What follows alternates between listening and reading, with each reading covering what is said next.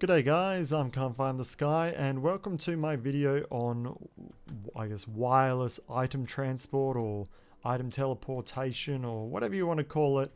Being able to send some items vertically without having to have an ugly bubble column or having items fall down.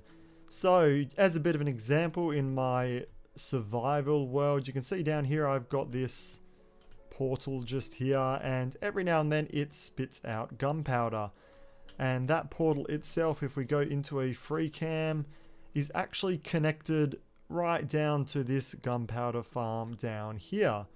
And essentially what it does is we're sending items from the bottom of that farm up into this portal here, and then that is being sent through into our storage system that's all connected up to our other farms that are around our base. As you can see, there's also this observer here with a dispenser and a bunch of rails going around. That is actually an off system as well, and we're going to talk about today how you can build this wireless system to send items vertically as well as off signals back the other direction as well. So let's jump into a creative world. Off we go. In the creative world, with all the bells and whistles removed, we have a very similar system here. Instead of having it outputting into another farm, I've just got it here outputting into the hoppers. What we'll do is we'll have a quick run through of how everything functions, what the point of this is, and then we'll have a look at how you can calculate it and build it yourself. So following the items in reverse first, you can see, well, we saw before the gunpowder coming through, but basically we have the output here for the gunpowder with a storage system.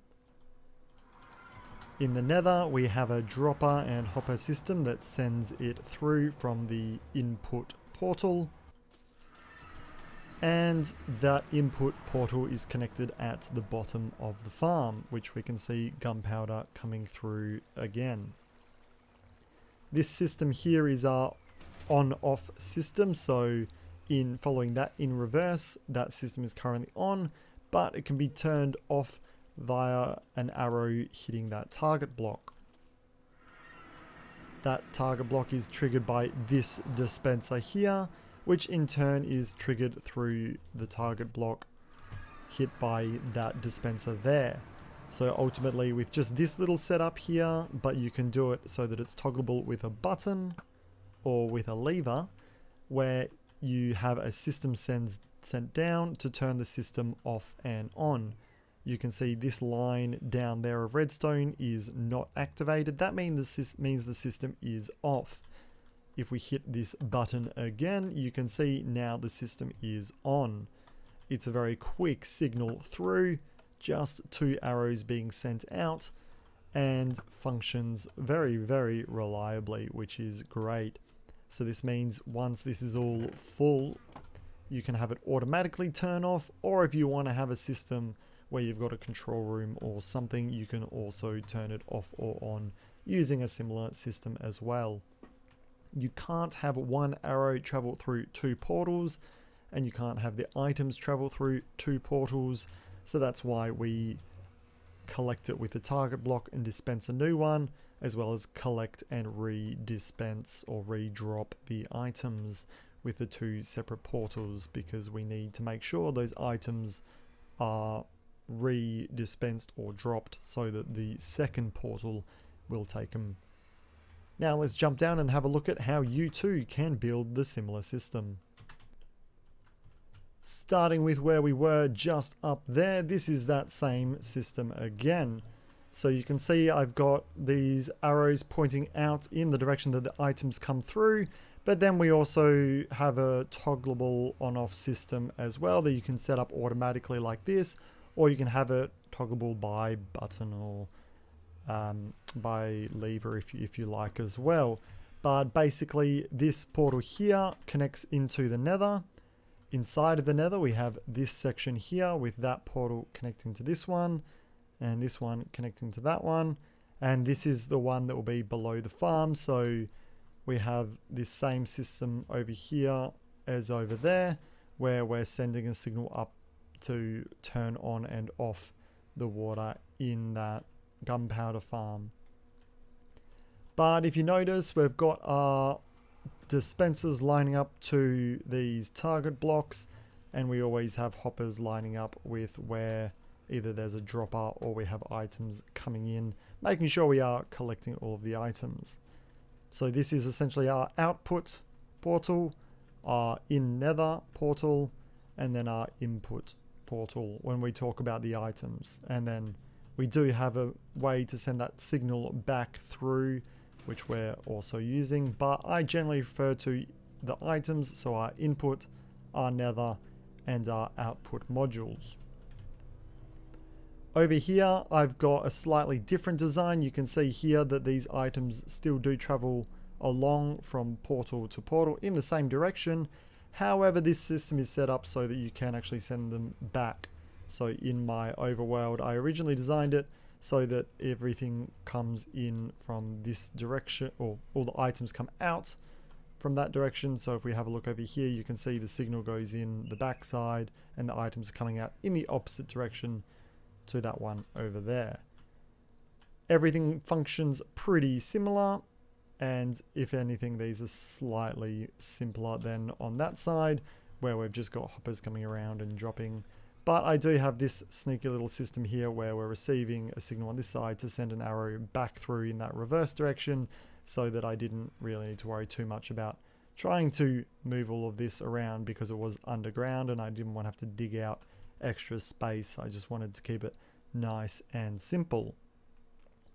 So what we'll do now is we'll have a look at how to calculate where each of these portals go using this example over here, and then we'll move on to how to build this component, what you need to make sure you're doing, which isn't too difficult at all. You can see it's real simple, not much happening, but we'll run through it anyway. With this portal work, we're going to use this sort of as a demonstration. We're going to have our input offset from our output. We don't want them to be directly above each other. To make things actually work best, we're going to offset them by 16 blocks. With the nether being 1/8 the size of the overworld, so one block in the nether being 8 overworld blocks, that's going to mean our portals are actually lining up in the nether with one block between them. So we go 8 blocks, 16 blocks. So when we look at this module, the correct location of these two portals is actually one block in with that red block in between each side. So what you want to do is you want to pick a cardinal direction. I've gone north. Usually I'll try and work everything in either north or east, even if I'm sending items in a different direction. But for measurement's sake, I always use north and east to try and make my life consistent. And what we're going to do is we're going to be looking at always that right hand block facing north. We're sending our items in a northern direction, so that red block is going to be in between the right hand obsidians heading north. We're going to make our calculations based on this model here, which shows it in action. So again, facing north, right hand block, and we can see that targeted block on the upper right side is -276 and 40. We're going to write those down because we're going to need to do some nether calculations on those. Make your life easy and get that X value and that Z value divisible by 8.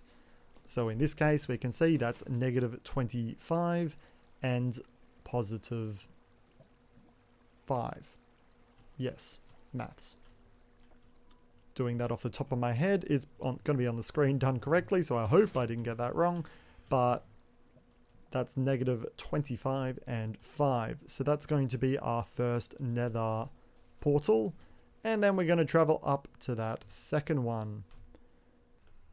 And up the top, we're doing the exact same thing. We're looking at that right hand obsidian block facing north, and that gives us our -200 again, which means we're working along that cardinal axis, that straight line. And then we have 189.24. So that Z value of 24 gives us 3. That is 2 blocks away. So 1 block in between, in the nether between that bottom portal and that top portal, allowing us to make sure that each of these portals are connecting correctly inside of the nether. Next, what we're going to do is we're going to take that 189 value and that 70 something from below, it's going to be on the screen there, take the average between them, that midway point, and then that'll give us where our red glass goes. So the X value is easy, it's the same for both, so that's the X value for our red glass.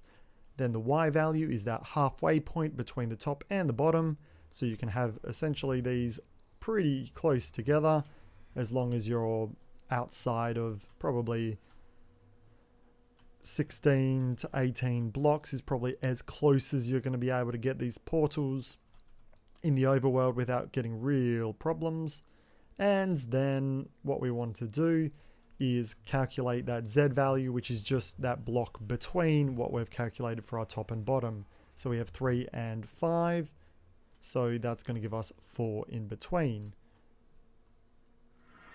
Here in the nether, with gunpowder shooting through, we can see that red glass is there, and that's our negative 25,133, which was about our mid. 132.5 was the midway, so I've just rounded up, and 4 is that Z value.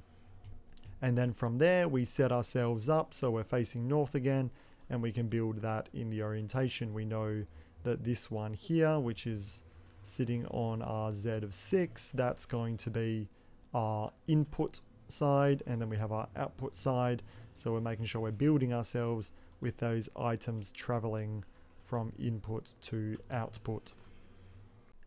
So if you too want to build this, I've laid out this here as hopefully quite a simple way of seeing how it is all set up. So we're setting up ourselves on that right hand block. So as normal, I'm orientating to the north, but that right hand block with that red glass patch in the middle, which we're calculating where that red block needs to go. So from there, all you'll need is your 20 obsidian, 4 redstone dust, repeater, comparator, and dispenser and target, etc. Okay, I use cyan wool generally when I'm doing redstone, but these blocks can actually be anything. I've tried to set this up nice and simple for us, so where we've got black, that's where our obsidian is going. So we can sort of make our 2 portals here on either side, which we'll save on lighting up until once we've set this all up. Yellow glass, that's for the dropper, which we want facing into the portal with our 2 hoppers on the grey. Next up on the orange and the red, we're going with our redstone dust. And then we can put our comparator coming out in subtraction and our repeater on the magenta. Lastly, we're going to need to set up the only real part that's not really laid out in our little template here. So that's just another block on top of there with our redstone dust, as well as we need to have our target block receiving the signal here and then dispensing on the other side. That's where we're going to then fill out a whole bunch of arrows. Having villager trading does make it super easy, and you'd never really have to restock that again if you put in that many arrows. From there you can light your 2 portals, and that is your in nether setup all done. The ones on the outside, your output, that's all pretty easy. If you are setting up this full system with the on-off setting, you want that dispenser pointing back in the opposite direction to the items into that top right, and then at the other end you want to have that being received on the top left in the opposite direction, so the same side as the items come on that left hand side. So essentially you're having it as one of the 2 sides that's a barrier to where your items are coming in. Back in that survival world, let's have a look at it all in action. Activating our free cam. Here we are with our output portal. As I sort of showed us before, we can see there's that farm down there in the water, nothing in between, all invisible. If we have a look out, we can see everything's just floating, which is how I've sort of designed it, and it looks a lot better than having a silly water column running up. If we jump over here into my storage system, we can see there's this chest here. That is our gunpowder chest. We're taking a signal out of there. It's currently full. So, well, that's messed up, hasn't it? Well, that's missing a bit of redstone dust. Anyway, what that should be doing, once we fix that redstone dust, it'll extend that block, sending a signal along these, and that will then send our dispenser arrow through, triggering our off sequence. Then, assuming I haven't missed a bit of redstone dust, whoops, once we take gunpowder out, making some more firework rockets or TNT, that'll then reduce the signal, retracting that and sending an arrow to turn the system off. Basically, this is just allowing us to have a remote control system. Back inside the nether, we have our wired redstone system. I haven't found a deep dark just yet, and that runs through into that other portal.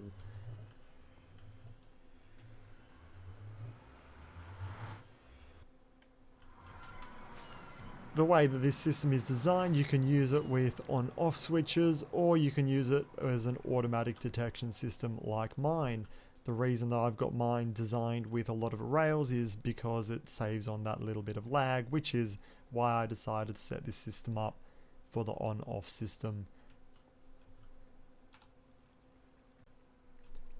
I hope you guys enjoyed my video. Let me know if you think this is a cool idea, if you've done something similar or you're trying this out in your own base. I'd love to see if anyone's inspired by this idea that I had. Don't actually know if it's something that's been done before, but it's super useful if you're trying to make things look nice.